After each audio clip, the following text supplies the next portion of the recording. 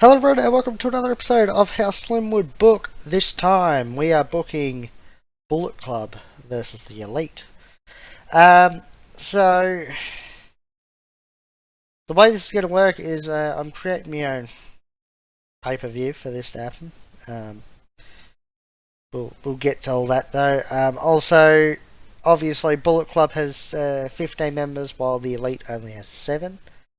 So we need to get more members in the Elite. Yeah, so obviously this match is this booking, Bullet Club versus the Elite is a big thing. It'll have multiple matches to it. So obviously a big card, so a pay-per-view of just this would be good. I think possibly call it Firing Line or something like that. Why not? It'll be cool. Yeah, so Bullet Club versus the Elite at Firing Line, we're going to call it because I can't think of a better name. Right, to start the rivalry, let's have Kenny and the Bucks on the Dynamite after Full Gear, saying that they have been the very best, competitors in every promotion. They made the Bullet Club relevant, and without them, Bullet Club would have become nothing. Have a go at the Bullet Club, essentially. So then you can have Switchblade and Gorillas of Destiny show up on Dynamite the next week, challenge them to a faction war at a show in about a month's time. Call it Firing Line. So now we've got to get to the big part where the Elite needs more members. Matter of fact, they need 8. So I think the first thing and the easiest thing to do is turn Cody and Hangman heel and have them rejoin. To turn Cody heel, I just keep him off TV. Malachi Black took him out, keep him off TV, and he just comes back and he starts attacking people and rejoins them. Hangman, I would have him face Kenny for the title at Full Gear and have him lose. And then have the Dark Order, come down, try to sort of, it's okay, you'll get him next time sort of thing. And I'd just have Hangman snap and attack them. At that point, the rest of the Elite jump in and attack the Dark Order. Because you can be setting that up for, whatever their next show is, I can't remember. Might be Double or Nothing. But if that's the case, then we won't have it set up for Double or Nothing. But you can have it set up for a Dynamite or a Rampage or something, but yeah. So then, the next week after that, or whatever, Hangman explained that since he's left, since he left the Elite, all he's done is lost. He felt like, he left the Elite because he didn't like the way that they were going, like they were going heelish, so he left. But now he sees that it's actually not that bad, and he can become a winner again by rejoining the Elite. Right, so now we're up to 9 members. That's good. 9 members is good. Still need another 6. So I think that the best way of getting 6 members is by having Adam Cole debut alongside Bobby Fish, Kyle O'Reilly and Roderick Strong. Strong and Core, they asked for the release from NXT, I'm going to say, since apparently, from what we know, NXT is going back to being a proper developmental, and WWE aren't looking for indie talent or, smaller guys. They want big guys like it's the 80s. So all these smaller guys are just going to be sort of pushed to the side, I guess. So I'd have them ask for their release. I'd have them get their release, and they can show up here now. Right. So we got the 4 of them together. Let's call them, I don't know, the Era.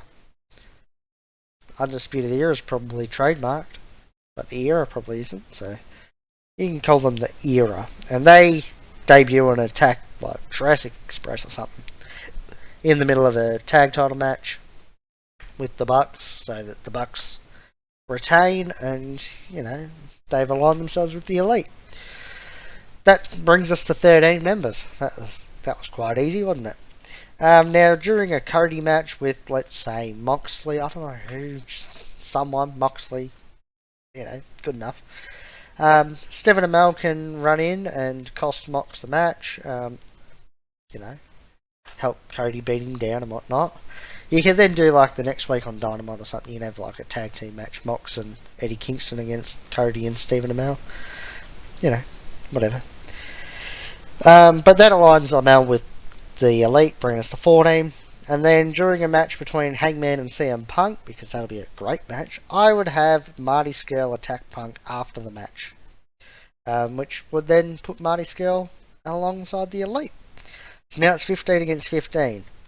By the time all that shit happens, I'd say that we're at probably 2 weeks away from firing line. The Elite calls out the Bullet Club and say that now they've got the same amount of members. It's a fair fight.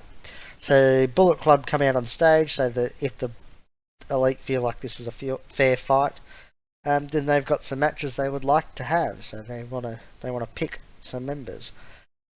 Before they can do that, though, Kenny cuts him off and says that the Elite also have some matches they want to have, but because they're nice and they'll let their guests on Dynamite have the first say.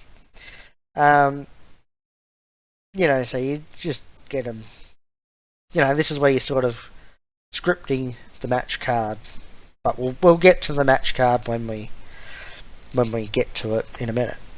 The next week, which is the Go Home Show firing line, I would have a huge confrontation in the ring between the Elite and the Bullet Club, which ends in a show closing brawl. Right, now we're at firing line, so here's how I would book this. I've got a table here so I know where all the matches are and who wins and all that. So the pre-show match, because let's have a pre-show, we'll have Brandon Cutler and Michael Nakazawa versus Gato and Jado. Just a normal old tag team match where Gato and Jado win. Simply because I need Gato and Jado to win this match. Originally, I had a few of these changed around. We'll talk about that after we've gone through it all. But that was one of them. So to kick off the main show, I'd have Hangman Adam Page versus Chris Bay. Just a normal old match that Hangman wins. Again, that was a match that I had it switched the other way, but it makes more sense for Hangman to win because he's rejoined the Elite to win. So Hangman wins. Then we can have Stephen Amell versus Hikuleo with King Haku. I'm on Haku there because Haku is cool. And in that, I would have Hikuleo win simply because Stephen Amell's not an actual wrestler, and Haku's there, so yeah. Obviously, it's heel versus heel too, so you can have Haku interfere and cost Stephen Amell the match, and everything makes sense. The next match is the Good Brothers versus Evil and Dick Togo. Just a normal old tag team match where Evil and Dick Togo win. We will get to that soon. Match number 5 on the show is Cody versus Kenta, where Kenta wins. I think that would be a really, really good match, so I want to see it. And Kenta winning because Kenta can beat Cody. It doesn't matter. Next match is the Young Bucks versus the Gorillas of Destiny, of course, for the AW World Tag Team Championships, where the Bucks retain. Next, we have Marty Scurll versus Chase Owens in a singles match for the King of Pro Wrestling trophy. I'd have Marty Scurll take the trophy here. So then the next match is an 8-man tag team match. The Era versus Bad Luck Fale, Taiji Ishimori, El Phantasmo, and Yujiro Takahashi. Obviously, you want the Era to all be competing together. So yeah, really there was 4 people left, and those were the last 4, and it makes enough sense to put them together, and it'll be a really great match. Taiji and Phantasmo you have to keep together, I think. Farley can slot in, in a lot of different spots, but this one will sort of give the era something to overcome, I guess. And Huge, well, he's there because he can take a fall, so yeah. I'd have the era win, like I said, and yeah. If we have a look, we've got 1, 2, 3, 4 matches going to the Bullet Club, and 1, 2, 3, 4 going to the Elite. That's what it's called. Obviously, I didn't have to count that. I already knew that, but I thought, why not count it? So then it comes down to match number 9, which is the final match of the card, the main event.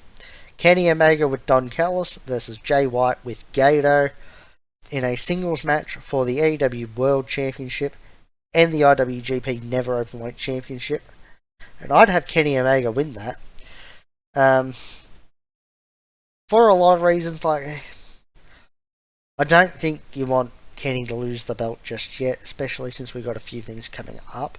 But yeah, so the next week on Dynamite, the Elite would come out, say that they were dominant. Everyone talks about winning, except for the people that lost. They don't really say anything. But yeah, they said that they were dominant. Kenny talks about taking Switchblade's Never title, which he's never had before.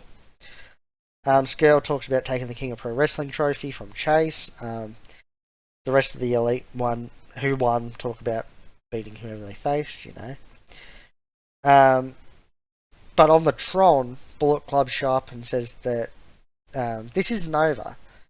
And before they take their revenge, they've got other unfinished business to do so that you can keep them away from all of this.